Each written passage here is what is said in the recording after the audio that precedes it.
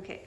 Okay, so this, Fiona, to help through the inner thighs, you come into a straddle, and you know, it might be really narrow, but you're drawing the toes back, so you're attempting to keep the kneecaps up towards the ceiling, so that gets more activation of the 5 layers here, the inner thighs. So you kind of push forward so you're at the front of the bum bones, and that will really activate the inner thighs. And then what I love to do is, I don't know if I love to do it, but it really helps the inner thighs, is you use the whole hand, heel of the hands and the fingertips, and you just roll the knees up so they're coming up towards the ceiling. So I'm rolling so that the knees don't roll in, drawing the heel out to get the Achilles and the activation. If it's really screaming in here, in the inner ligaments here, then you can relax the feet and not press the heels out, because it might be a bit too much.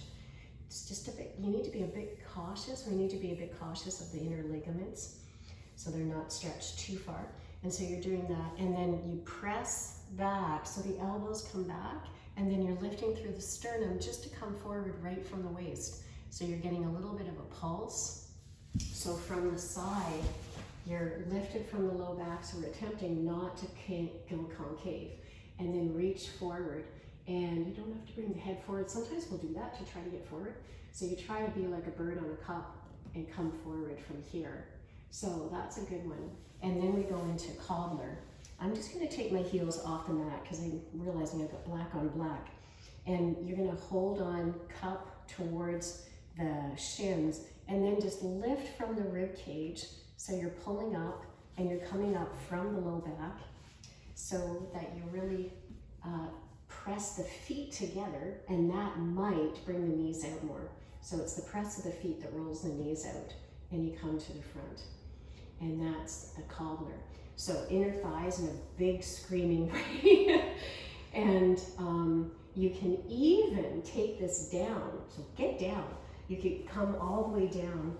Keep the feet just pressing. Take the arms to the outside. Wriggle the shoulder blades under so you're just long through the neck, and the arms rest to the side.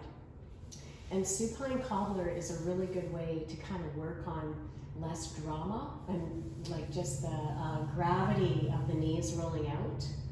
And then the next stretch I want you to do, because the outer hip here is really tight, is this one is standard. It's so common. It's like the number 4 stretch. It is so right because you're getting the outside hip.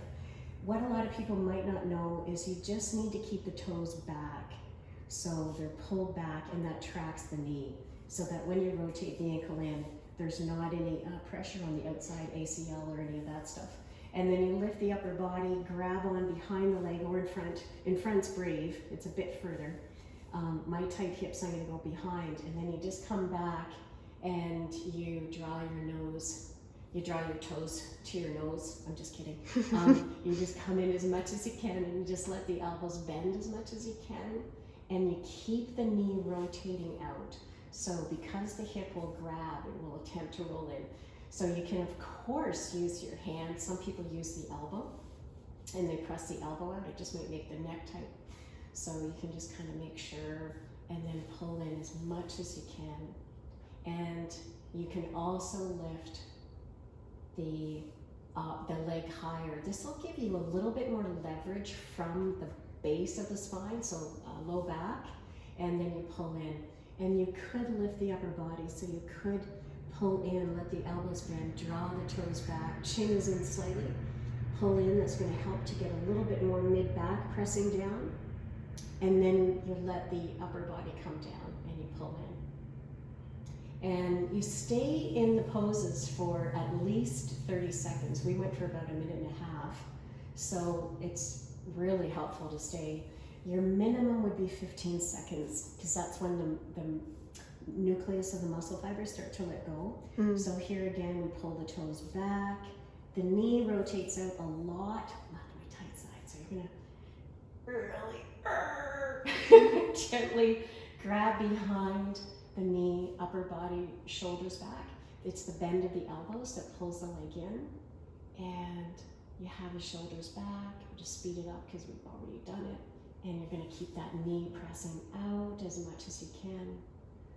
And then taking the left leg up Lift the upper body, just gently tuck the chin, draw the heel to you, however you do that, whether it's behind the knee or whether it's towards the foot. And you're coming in, and then you can let the upper body down, pull the leg in. And I just rotated the knee out to get the low back down, and then you can let the leg down. And then to get the outside hip, we'll wrap the knee on top of the knee. So we're wrapped, and maybe the lower leg will go under, and it's really nice. It really opens the hip. And then you fall to the left. The right arm comes out to the side on a diagonal, and then you use that left hand just to pull down on that leg, and you release over to the right side, and you let that right shoulder really fall back. I like to always get a good twist in there. And then you come back up, lift, exhale over to the other side, and you let that left shoulder fall back, and there's my back letting go. And then you reach that left arm out on a diagonal, speed it up to just to show each side. And then you recross, left ankle on top, maybe lower leg wraps, tip over to the right. Now we're getting the outside left hip. You can use your hand to pull down, and then just gazing towards the left. I always like to squeeze the core. And then you breathe in, come back up, and exhale over to the left, right arm back. And then breathing in to the middle. And then you let go. Just let the hips settle for a moment. Release down into the ground. And you're done. And that's it. Yeah.